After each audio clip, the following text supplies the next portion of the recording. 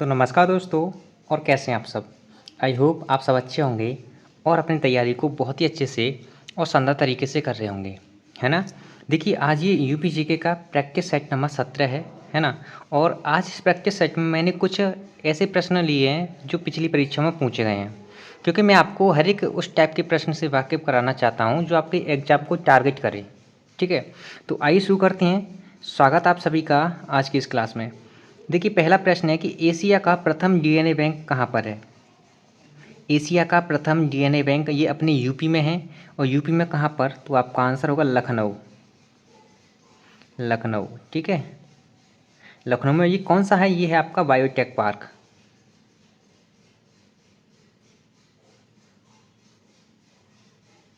Biotech park, okay. अगला प्रश्न है कि यूपी में, देखो बहुत ही मोस्ट इंपॉर्टेंट प्रश्न है, आप सबको पता होना चाहिए कि यूपी में अब तक कुल 10वां राष्ट्रपति शासन लग चुका है। तो प्रश्न मैंने बनाया है कि यूपी में 10वां राष्ट्रपति शासन कब लगा था। यूपी में 10वां राष्ट्रपति शासन लगा था आपकी 8 मार्च को। 8 मार्च 2002 से ये रहा था आपके 3 मई 2002 तक।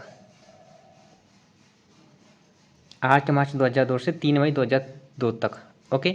अगला प्रश्न है कि यूपी का जो एक स्थान है सारनाथ, जो कहाँ पर है, आपके वाराणसी में है। देखिए मैं कोशिश करता हूँ कि मैं आपको एक प्रश्न से 2-3 प्रश्न रिलेट करके आपको बता दूँ, है ना। तो इस तरह ये 20 प्रश्न ना होकर 30-40 प्रश्न बन जाते हैं आपके। यूपी में एक स्थान है सारनाथ, जो कहाँ पर है, आपके वाराणसी में है। इस सारनाथ का प्राचीन नाम क्या था। इस सारनाथ का प्राचीन नाम था आपका ऋषिपत्तनम। ऋषिपत्तनम इसका प्राचीन नाम था, ठीक है। अगर आपको ये ऑप्शन में ना दिखाई दे तो आप मृगदाब कर देना, मृगदाब। ये एक परीक्षा में पूछा हुआ प्रश्न है जिसमें ये दोनों ही इसके आंसर थे, ठीक है। ए और बी दोनों करके इसके आंसर आए थे, है ना। देखिए ये जो सारनाथ है ना, यहाँ पर भगवान गौतम बुद्ध ने अपना प्रथम उपदेश दिया था। और उस प्रथम उपदेश को ही क्या कहा गया था, धर्मचक्र प्रवर्तन। क्या कहा गया था, धर्मचक्र प्रवर्तन, ओके। अगला प्रश्न है, ये प्रश्न यूपी पुलिस कांस्टेबल में पूछा गया है, ठीक है। इसी से रिलेट करके पूछा गया था। इलाहाबाद में 1857 के संग्राम का नेता कौन था। इलाहाबाद में 1857 के संग्राम का नेता कौन था, तो आपका आंसर होगा मौलवी।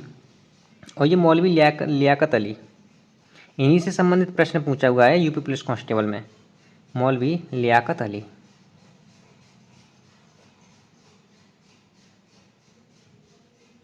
मौलवी लियाकत अली, ओके।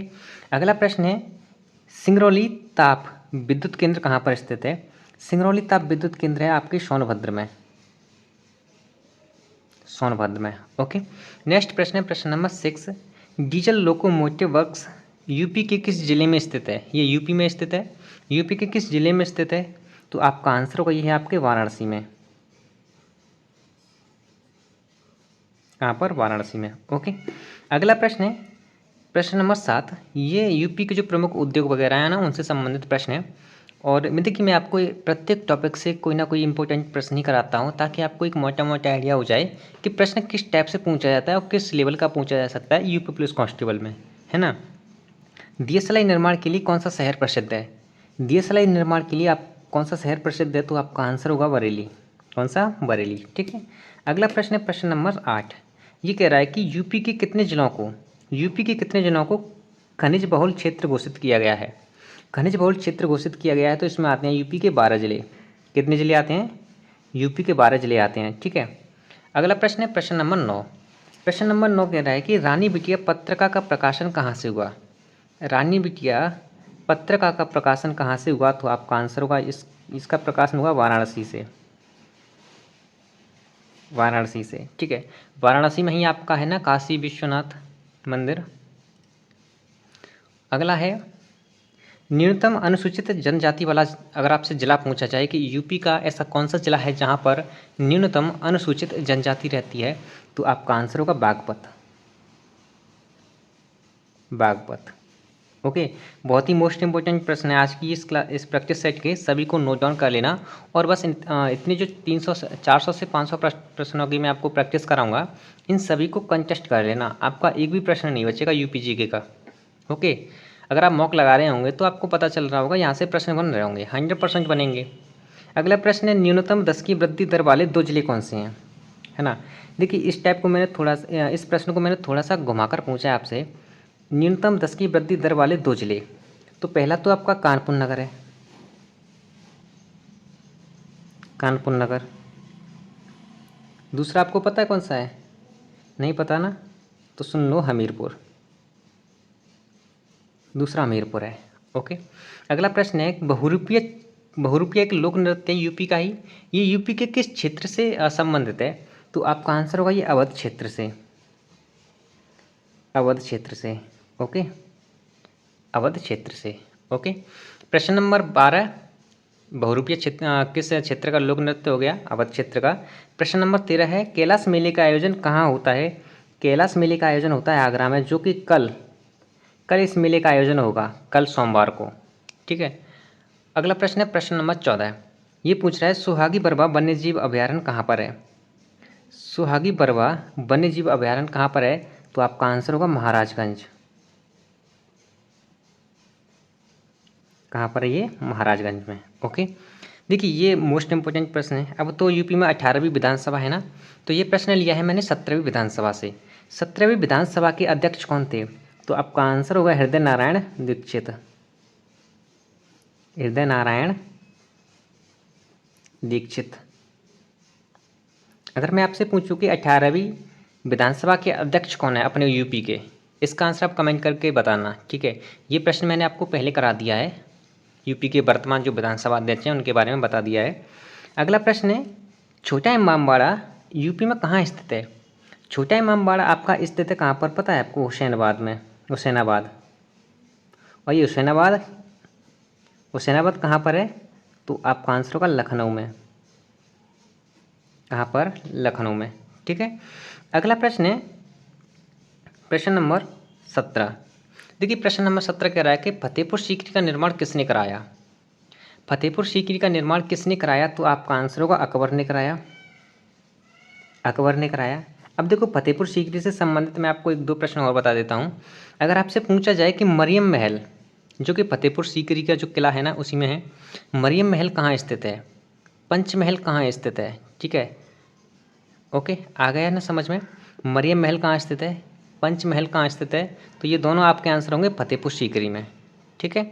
अगला प्रश्न है प्रश्न नंबर 18, जो कि संबंधित है आपके प्रमुख संगीत घराने से, लेकिन ये प्रश्न मैंने थोड़ा घुमाकर पूछा है। अगर आपसे पूछा जाए कि पंडित रविशंकर को किस पुरस्कार से सम्मानित किया गया था, पंडित रविशंकर को किस पुरस्कार से सम्मानित किया गया था, तो आपका आंसर होगा भारत रत्न से। एक और व्यक्ति हैं जो संगीत घरानों से बिलोंग करते हैं, उन्हें भी भारत रत्न ही दिया गया था। ठीक है, जिनका नाम था बिस्मिल्लाह खान, इन्हें कौन सा अवार्ड दिया गया, भारत रत्न। और ये किस वादन के लिए जाने जाते हैं, तो आपका आंसर होगा ये सितार वादन के लिए जाने जाते हैं। तो जो दूसरे व्यक्ति मैंने आपको बताए थे बिस्मिल्लाह खान, वो शहनाई वादन के लिए जाने जाते हैं, उन्हें भी भारत रत्न से ही सम्मानित किया गया था। ओके, इन पॉइंट्स को नोट डाउन करते जाना साथ ही साथ। ओके। अगला प्रश्न है राम मनोहर लोहिया का जन्म कहाँ हुआ। ये राम मनोहर लोहिया बहुत ही महत्वपूर्ण व्यक्ति हैं यूपी पुलिस कांस्टेबल री एग्जाम के लिए, यहाँ से प्रश्न देखने को मिल सकता है आपको। राम मनोहर लोहिया का जन्म हुआ था अकबरपुर में, अकबरपुर। अब देखिए राम मनोहर लोहिया से एक महत्वपूर्ण प्रश्न बताता हूँ। जो रामायण मेला है ना, रामायण मेला जिसका आयोजन अयोध्या में होता है, रामायण मेले की शुरुआत राम मनोहर लोहिया जी ने ही की थी। अगर आपसे पूछा जाए कि रामायण मेले की शुरुआत किसने की, तो आपका आंसर होगा राम मनोहर लोहिया। ओके। अगला और लास्ट प्रश्न है आज के इस प्रैक्टिस सेट का, जो कि इम्पोर्टेंट प्रश्न है। यूपी के जो महाजनपद थे, 8 महाजनपद, अपने भारत में टोटल 16 महाजनपद थे, जिनमें से 8 महाजनपद अपने उत्तर प्रदेश में ही शामिल थे, जिसमें से एक है वत्स। वत्स महाजनपद की राजधानी क्या थी, वत्स महाजनपद की राजधानी क्या थी, तो आपका आंसर होगा इसकी राजधानी थी कौशाम्बी। क्या थी, कौशाम्बी। ओके। तो ये रहा आज का ये 17वां प्रैक्टिस सेट।